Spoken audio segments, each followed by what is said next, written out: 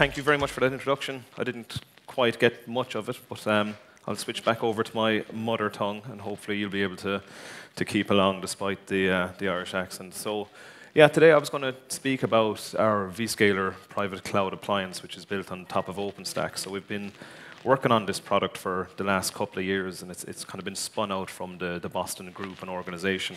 So I'll take you through what it does and give you a few kind of use cases and customer success stories and where we've kind of seen great success with this product. So to roll back slightly, we've built this platform on top of OpenStack. And OpenStack is it's a cloud operating system that essentially allows people to have an on-premise version of what you achieve with AWS. So it allows users to have a much more agile environment where they can immediately provision resources on demand, be that compute, storage, networking, and it can empower users to go and provision all of their own resources within their environment. And that can be done through APIs or through web consoles and provisioning resources. But it's outside of the Linux kernel. It's one of the largest open source projects that's out there today. And it's been around for quite some time. So VSCALAR it's an official OpenStack distribution. So if you go onto the OpenStack marketplace, you'll see VSCALAR listed between the likes of the Red Hats and Canonicals and SUSEs of this world. So we're tested and validated and proven to be interoperable with all of the other OpenStack distributions, and we follow the kind of the correct code to validate if our actual stack works correctly within an OpenStack environment. So that's a good stamp mark for that.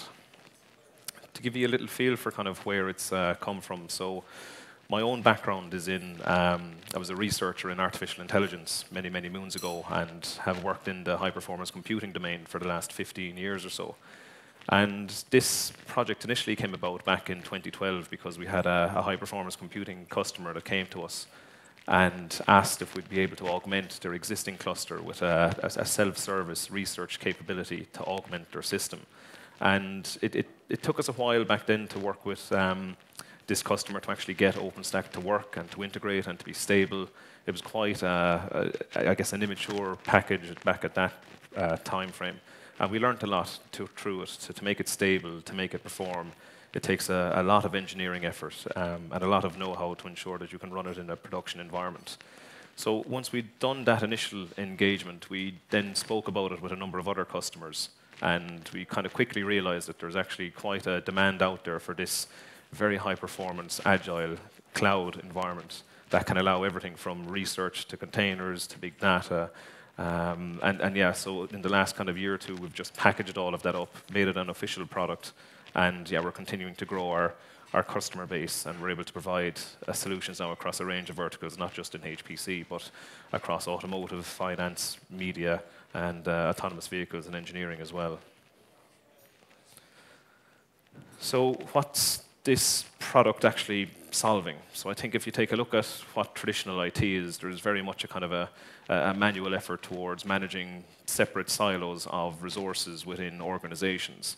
And that conflicts, I think, a lot with modern expectations from users around having agile environments to be able to spin up resources on demand, have them instantaneously, be able to work with as many different new frameworks and software packages that are thrown at mid-teams, and just be able to accommodate any requests from your users that are thrown at you. So there's a lot of new software frameworks that are emerging between containers and Kubernetes and deep learning frameworks and all of the artificial intelligence frameworks that are out there as well.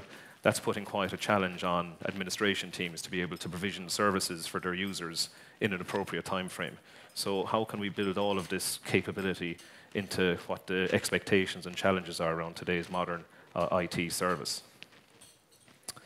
So what we built was a high-performance cloud platform, and it took a lot of the base components that were available within OpenStack, but we've augmented it and enhanced it a bit through years of engineering and optimizing it. So we've the standard control plane, which handles all of your provisioning and configuration of all of your hardware.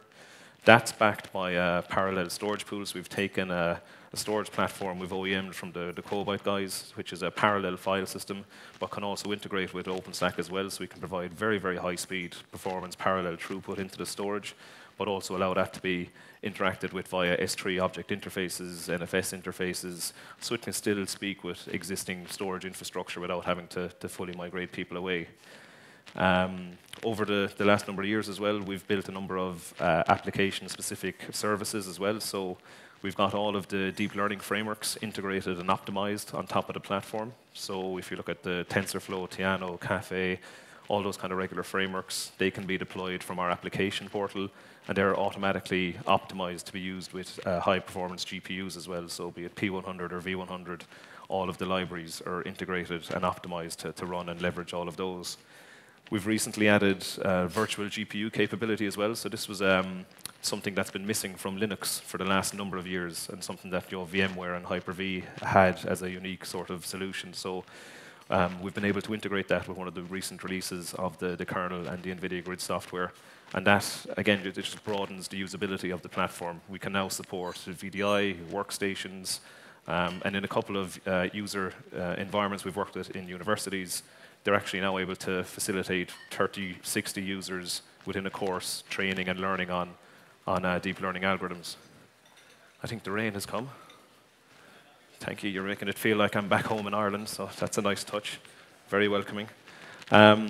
Across the board then, we can do big data and Hadoop, so we've integrated all of the Hadoop frameworks. We can do the Apache, we can do Cloudera, we can do Hortonworks. And again, within the interface, it's just a couple of clicks and we can spin up that environment for you. We can do full high-performance computing environments using OpenHPC, and we support all of the container orchestration engines as well. So if you wanted to use Kubernetes or Mesos or Docker Swarm, they can all be spun up from our environment as well. So it really is a very broad product that allows us to provide users with immediate access to as much of the kind of different software environments that are out there in a very self-service manner. And what we've been doing over the last 6 to 12 months as well is with a particular couple of these frameworks, we've got a fairly modest public cloud environment that's hosted between Ireland, London, and Germany. And we have a layer of integration that allows us to do OpenStack to OpenStack bursting of certain software workloads. So within the HPC side and within the rendering side, we can actually push additional workloads out into our public cloud. And we're in the process of extending that to be able to interface with AWS and other public cloud providers as well.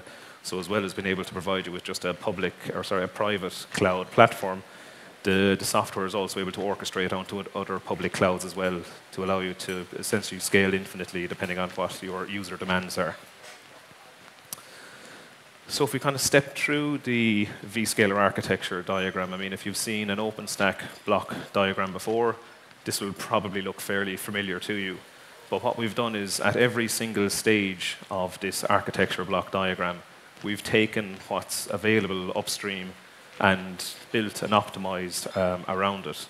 So to start with, we developed our own VSCALAR OS, which does all of the provisioning and monitoring of your OpenStack services. So OpenStack, it's very, very capable as a software framework, but it's also quite difficult and challenging to manage if you don't have the in-house skills to do it.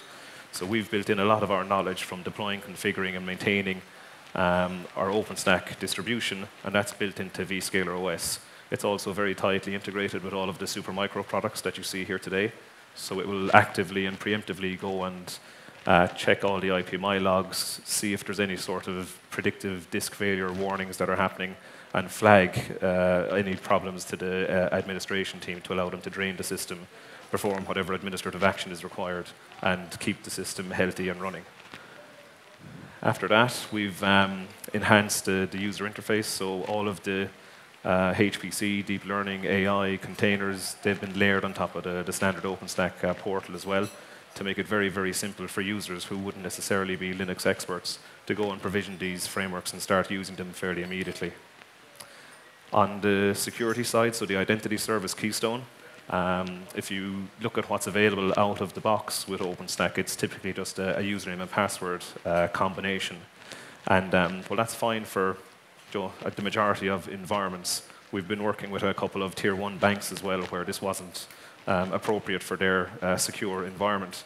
So we've layered additional technology on top of the Keystone project, which allows us to do biometric authentication and two-factor authentication on top of our platform as well. So this makes it much more applicable to very highly regulated and secure environments within the use case also. And if you look at the networking service, so this is where we took a lot of what we do in the high-performance computing space. We're leveraging ORDMA very, very heavily, using Mellanox as a partner, and really enhancing the performance and capability of our entire network across the Neutron project within OpenStack. And this is critical, really, for ensuring that you have good storage performance and good scalability within your applications, and that you're able to get as close to the bare metal performance as possible within the project. So we're still able to leverage all of the benefits of a software-defined network, but retaining a lot of the performance characteristics of the raw underlying network architecture and capability. So if you look across the storage layer, we've taken block, object, and image. And we used Ceph once upon a time with this product, but over the last year or so, we've been working with a partner, Quobyte, to enable their product within this platform as well. And this gives us a number of enterprise-grade features above and beyond what we could have gotten with some of the open source alternatives. So on the block storage side, on the image side, and the file system side, we've got enhanced capabilities, tiering, snapshotting, remote capability, asynchronous capability, and I'll come to speak about those shortly as well. So on the compute service side, so this is one we actually spent quite a significant amount of time working on. Out of the box, OpenStack leverages a virtualization technology, KVM, and it's I think it's tuned to accommodate a very wide variety of workloads, some of which are not geared towards very, very high performance. So out of the box, you're typically losing 30 to 40% of your bare metal performance with KVM unless you finely tune it. So we've spent quite a while optimizing our hypervisor to ensure that the performance is 98, 99% of the bare metal performance as well. So the argument for the overhead of virtualization becomes completely negative. And separate to that, we can also do bare metal provisioning. So we can plug in servers and have them managed via the Ironic project within OpenStack. And yeah, that can be handled also. So I spoke about the image and object. We have a unified file system, so we can actually have an object, an image file system in the same pool without having the need to duplicate or replicate. I'll speak a bit more about that in a little bit. And then finally, the telemetry service. We have integrated additional services around the OpenStack project, which allow us to do very, very fine-grained analysis of all of the usage that's happening on a per user, per project, per network packet that's sent, and do either calculations or just usage pattern analysis over all of that. So a couple of the key features. I think the text is overlapping slightly on some of them, but these are some of our kind of main design principles within the product. So we wanted to take OpenStack, make it enterprise grade, and enhance it with intelligent management. So we wanted to eliminate the administrative burden. We do preemptive log analysis that warns admins of potential issues that are coming up, and we have comprehensive hardware monitoring and integration as well. All of the OpenStack services, they're containerized, so we maintain our own VSCALAR Docker registry, which has validated containers for all of the OpenStack services. They've been tested and verified using the Tempest projects. About 1,000 different tests are run against them on a daily basis just to validate our actual stack. So we perform a full cloud health check on our system upstream on a daily basis using our CI environment. We can add or remove servers with zero-touch provisioning, so you can just rack and stack your physical nodes as you scale your private cloud. And the system will automatically pick up the details from DHCP and provision the system automatically within about 10 minutes. So there's no single point of failure. Everything is designed with the concept in mind that at some point or other your hardware is going to fail. So we've built in sufficient availability across the platform on that. And another thing is we can do all the rolling upgrades with zero downtime as well. So there's a fairly rapid release cycle within OpenStack, which means every 6 months there's a new revision that's available. And maintaining and upgrading the system has traditionally been quite a challenge. But with the result of containerizing all of our services, we're able to roll up and roll out upgrades without any downtime. And we did this on one of our London public cloud in the last 2 weeks. We did it on a Wednesday. During lunchtime, it took us 10 minutes, and we still managed to get all of our lunch in as well. So it's an admin's dream, that sort of stuff. OK, so looking at the storage backend, in very short, we've got a scale-out parallel file system that sits at the back end of VSCALAR. And this allows us to actually interact with all of these different applications and use cases via different protocols. So we can talk NFS, we can talk HDFS, which is your big data protocol. We can talk S3, which is your object. We've got a parallel file system client. We can talk Samba, and we can talk POSIX as well. So it allows us to speak with not just modern-day virtual machines, but also interact with if you have Windows desktops within your environment or Mac desktops within your environment, we can also speak with those as well. So it's not just restricted to working within the VSCALAR environment. Another nice feature here is we've unified file access. So if you look at some of the other storage platforms that are out there, if you want to be able to provide access to object and file and block, you typically have to set up additional pools of storage to provide access for those different use cases. But within this product here, we are able to have just a single unified file backend and put translators in front of the file so that you don't actually have to duplicate or replicate any of your information in front of it. And this is great for, we were actually, one of the projects we worked on in the autonomous vehicles industry, we were ingesting a lot of data via IoT devices, which we're talking object, and they were getting dumped into our file system. But then we had a big data HDFS interface on top of it as well, which meant that the Hadoop environment was able to read directly from objects that were coming in via S3, and it meant there was no ingesting or having to migrate data to and from different pools or file systems. Okay, so some of the other high-level snapshots that our storage product is capable of. So we've got resilient volumes. When you set up different pools or volumes within the environment, we can do any amount of replication on there. 3x replication is kind of fairly typical, and this gives us very, very good high availability. We've got auto-tiering built into the product as well, so with the emergence of NVMe technology, even though it's quite expensive, I think it's absolutely necessary for a lot of applications that are out there. But with our auto-tiering capability, we can actually just provision 10 to 20% of the overall storage volume being NVMe, and as and when data is not being used, we can tier it down into lower cost SATA or archival sort of data tier. There's full disaster recovery built in, so we can actually build in availability across disks, systems, racks, geographies, different data centers. So depending on whatever level of resilience you want, we can have that configured as well. Fully composable quotas, so just ensure that nobody's hogging or consuming too much. Real-time analytics, which is very, very handy for debugging the noisy neighbor syndrome. So we can actually see live in real time which users, which applications are consuming all of the IOPS and bandwidth within the system, and go back and either tell them to tune their app or charge them appropriately. There's public cloud compatibilities with the S3 layer we have. We can actually go in and spin up an additional file system in any public cloud and have that as a backup or asynchronous replica of any storage pool that we have within the product. And then finally, we can integrate with third-party storage products as well. So we don't tell you if you've already made the investment of investing in, say, EMC or NetApp or something like that.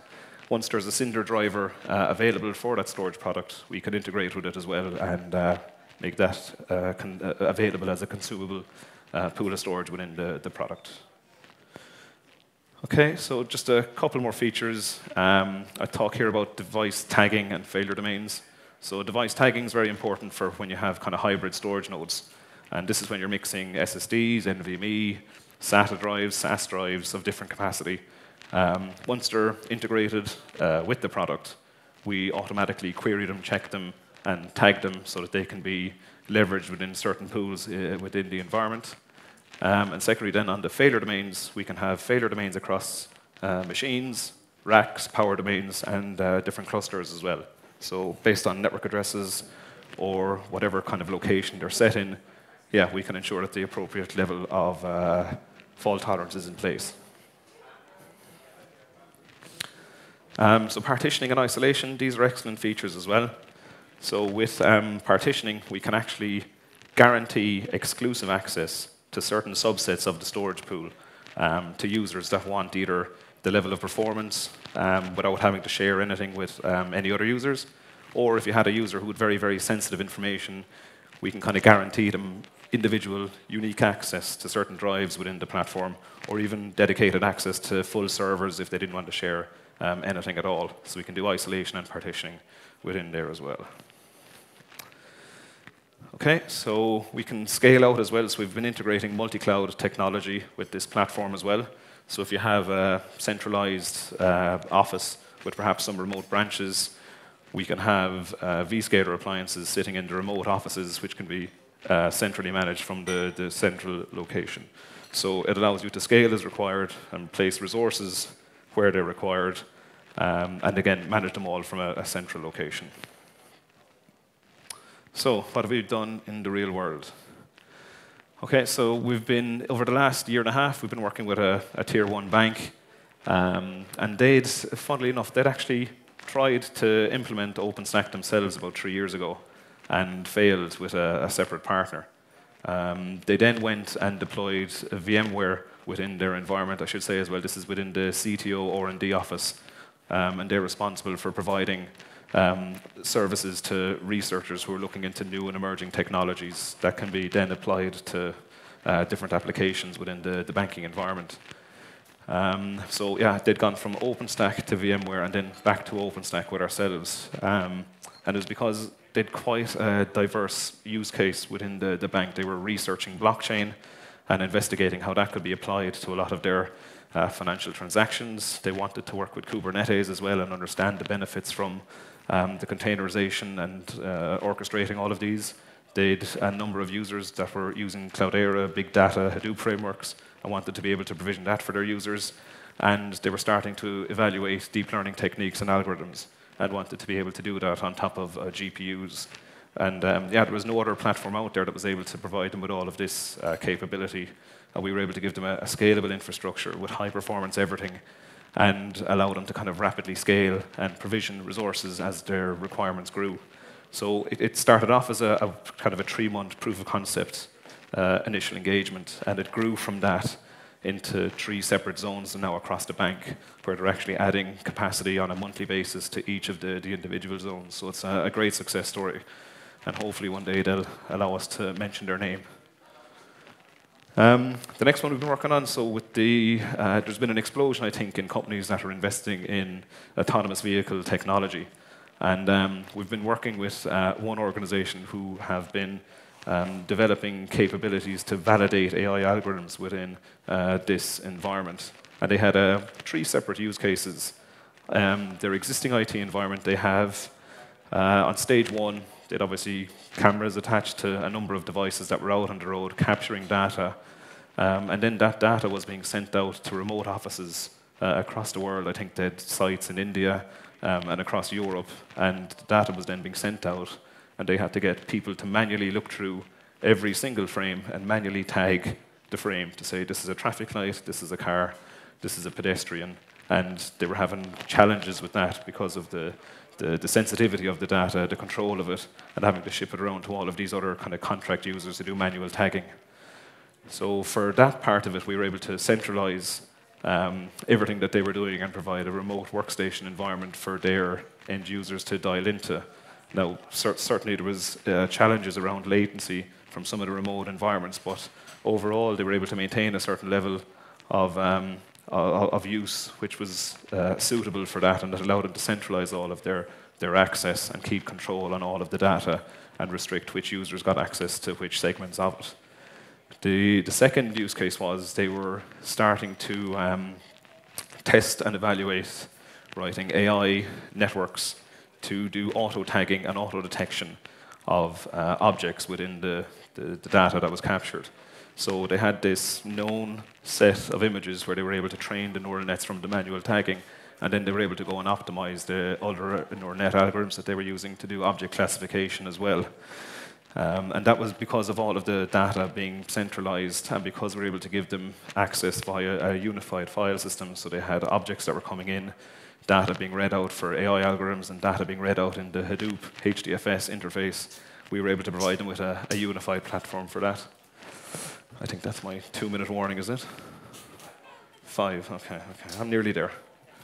And then, yeah, the last one is, as well as being able to validate the algorithms that they were actually working on, the final stage of objective was to actually build a full validation environment for all of the sensor information and partners that they were working with.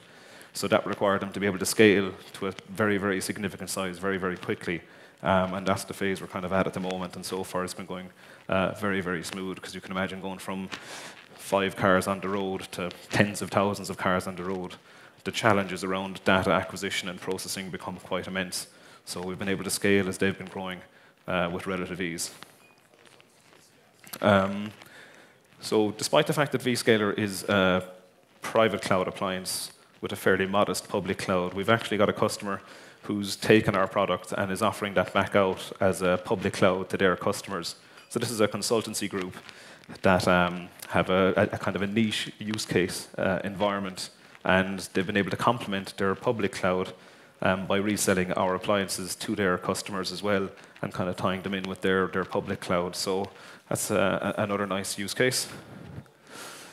And yeah, in the media space, again, this is quite an exciting space as well, because with the event of 4K, 8K, and beyond, the data that's being generated is massive. The computational power that's required to render at this sort of scale is massive as well. So this is one of the first use cases that we spent time engineering to be able to burst out into our public environment, so we can, again, containerize a lot of applications. They can provide virtual GPU editing workstations, and we can span our storage now across different cloud zones and automatically replicate the storage up into a public cloud environment as well. So hopefully we'll see plenty more of that in the future as well. So good. That's me done. Hopefully within time. Thank you all for your attention. Thank you very much, David.